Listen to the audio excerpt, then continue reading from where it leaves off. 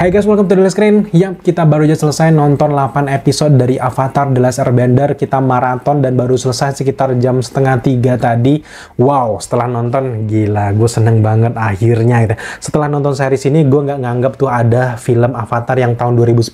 Emang ada ya? Avatar di tahun 2010 itu bener-bener jomplang banget kalau kita bandingkan dengan series ini. Artinya gue suka banget meskipun penilaian di Rotten Tomatoes dan beberapa kritikus bilang ini cuman di 67%, ada yang 70%, plus minusnya gue setuju dan nggak setujunya gitu ya. Jadi simak review kita sampai selesai karena gue akan jelaskan beberapa hal poin yang gue suka banget. Ada juga mungkin yang bisa menjadi PR kedepannya di season kedua gitu ya. Pertama kali nonton Avatar The Last Airbender ini adalah di episode pertama. Gue suka banget dengan opening yang menghormati materi aslinya guys. Keputusan yang sangat tepat bagi sutradara juga tim menyamakan beberapa adegannya. Bahkan ada beberapa adegan yang menurut gue plek ketiplek itu mirip banget dan itu nggak ada masalah men. Itulah yang kita inginkan gitu ya. Makanya gue suka banget dengan Avatar ini karena wah bener-bener nostalgia gitu. Nggak bertele-tele, dipadetin jadi 8 episode. Aslinya di musim 1 itu kan sekitar 20 episodean, nah itu lama banget, tapi di sini dijadikan dipadetin jadi 8 episode. Jadi wajar ada beberapa teman-teman pasti yang bilang, "Wah, ini kecepatan, harusnya begini, ini terlalu terburu-buru." Itu wajar banget karena bayangkan aja 20 episode lu tumbuk-tumbuk jadi 8 episode ya gimana gitu. Tapi secara garis besar gue paham banget dengan beberapa kisah ini. Bahkan di penyerangan untuk di markas pengendali udara itu kan benar-benar digambarkan dengan detail yang nggak ada di animasinya, tapi di sini benar-benar digambarkan dengan sedetail mungkin yang membuat dari episode pertama sampai 8 tuh rasa development karakternya tuh benar-benar kebentuk banget. Iya, gue akui bahwa Aang di sini nggak selucu yang ada di animasinya, tapi ini masih sangat bisa dimaafkan karena ini adalah baru musim pertama guys di Book One. Jadi wajar banget ini kita sedang mengenali 3 kunci utama dari tim Avatar. Ada Sokka, ada Katara, ada Aang.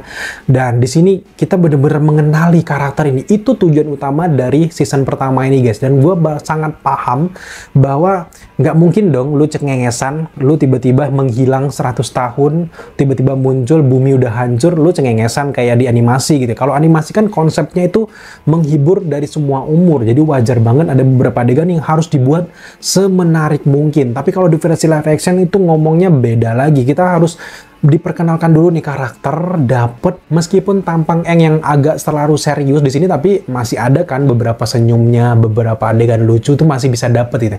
Tapi di sini gue paham banget bahwa sudut pandang sutradara nggak terlalu mau jomplang. Di satu sisi, di momen ini dia bahagia banget gitu. Tiba-tiba ada sedih, tiba-tiba ngelucu lagi. Itu kan nggak masuk untuk di versi live action tuh bener-bener nggak bisa diterapkan. Jadi intinya di sini gue bener-bener bisa mengenali Zuko gimana. Kemudian juga 3 tim Avatar ini gimana. Beberapa elemen-elemen yang dihadirkan di sini bagaimana. Itu bener-bener dapet menurut gue gitu. Asik banget menyaksikan mereka ini akhirnya chemistry mereka dapet. Tadinya gue agak meragukan gitu ya. Terutama yang memerankan Zuko di sini kayak, wah apaan sih wajahnya tuh kayak kurang kayak gitu ya. Tapi terlalu Asia gitu. Tapi ya di sini setelah menyaksikan film ini, gue akhirnya melihat bagaimana kualitas acting dari aktor ini.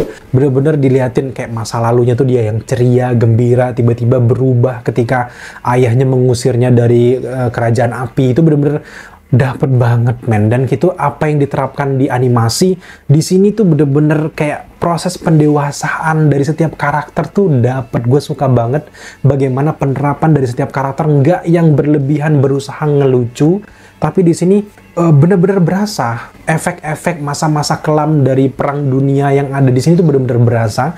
Jadi kayak masa suram itu tetap diperlihatkan, tapi nggak yang suram-suram banget gitu. Semoga aja kalian menangkap apa yang kita bilang, dan menurut gue setuju bahwa series ini dibuat seperti ini. Secara kualitas plot cerita menurut gue udah suka banget di sini. Memang iya ada beberapa, terutama di ketika adegan-adegan di awal episode, setiap episode itu kayak news, tiba-tiba di sana, tiba-tiba di sini, itu kayak buru-buru banget lu mau kemana gitu. Tapi bisa dimaafkan setelah intronya lewat dan akhirnya kita bisa dijelaskan. Itu bisa dipahami banget karena bayangkan 20 episode jadi 8 episode, ya udah gitu, lu mau apa gitu ya. Kalau gue lihat dari segi penulisan dari plot cerita ini, intinya adalah penulis ini pengen menggambarkan apa yang terjadi di versi animasi kayak di preview aja gitu. Jadi kayak ya udah cukup gitu. Ini bener-bener mengobati rasa kangen kalian dan bener-bener merasakan karakter animasi kalian tuh hidup di sini guys. Gue suka banget. Banyak sekali karakter yang gue suka, termasuk juga dengan Suki. Kayaknya karakter favorit gue di sini Suki deh, karena ya gila cantik banget gitu ya. Sedangkan dia karakter lain yang lebih banyak gemoy-gemoynya gitu, tiba-tiba datang si Suki ini kayak gila. Damage-nya nggak main-main Suki di sini, gue jadi ngefan dengan si artis ini gitu ya. Tapi lagi-lagi adalah inti utama dari aktor sini adalah Zuko, Aang, Katara, Sokka itu benar-benar nyawanya di film ini. Meskipun memang karakter Katara di sini ada naik turunnya ya, ada beberapa dia kayak jadi jantungnya cerita, kayak benar-benar chemistry-nya dapet, tiba-tiba datar lagi, jomplang lagi. Tapi itu masih sangat bisa dimaafkan, terutama ketika momen dia berantem sama Sokka itu kan benar-benar terjadi di animasinya gitu ya. Pesannya nyampe, gue suka banget, 100% gue suka dengan alur ceritanya. Lain dengan karakter utama yang protagonis kayak Gordon Karmir, gue suka banget dengan aktor 12 tahun bisa mengantarkan sosok Aang dengan sangat hidup kayak ini, gue suka banget. Nah sekarang gue juga suka di bagian sisi jahatnya, kayak Zuko, kayak Azula di sini, kayak Ozai, itu benar-benar digambarkan dengan sangat baik, nggak yang porsinya dikit banget.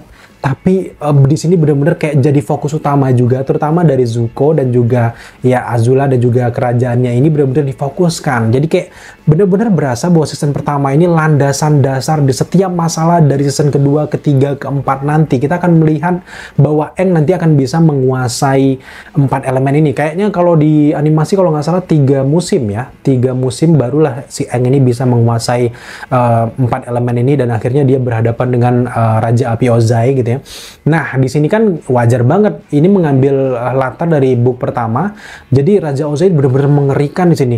Nggak banyak tampil, tapi sekalinya tampil mengintimidasi banget. Gue suka banget dengan aktor yang memerankan Ozai dan juga sama Paman Iroh juga di sini. Wah, jadi kayak bener-bener dari beberapa cerita serius hadirnya Paman Iroh, Sokka juga di sini kayak bener-bener meleburkan suasana. Gue suka banget hadirnya mereka gitu ya. Tapi dari beberapa karakter yang banyak muncul ini, yang gue agak sayangkan dia dikit banget muncul itu ya Momo sama Appa sih. Appa lumayan lah, tapi kalau Momo tuh dikit banget. Padahal karakter Momo ini jadi kayak penghibur juga, komedi juga di setiap petualangannya. Jadi kayak di sini masih dikit banget gitu ya. Tapi juga elemen-elemen cerita di setiap momennya tuh benar-benar tergambarkan dengan baik. Kayak iblisnya gimana, Gyatso-nya juga gimana, itu benar-benar nyata men. Setiap set-set lokasi syutingnya itu kayak wah bener-bener gue percaya banget deh gitu ya.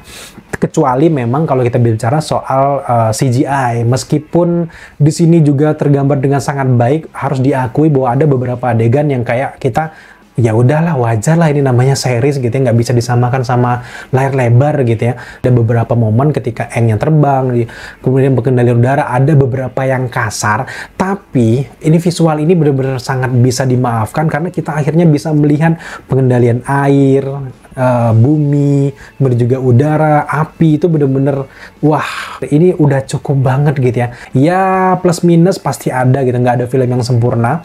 Nah tapi gue yakin bahwa kalian puas dengan yang dihantarkan, terutama visual yang disajikan. Setiap elemennya kayak bener-bener kayak monster laut, samudranya itu kayak bagaimana, itu keren banget men. Wah gila.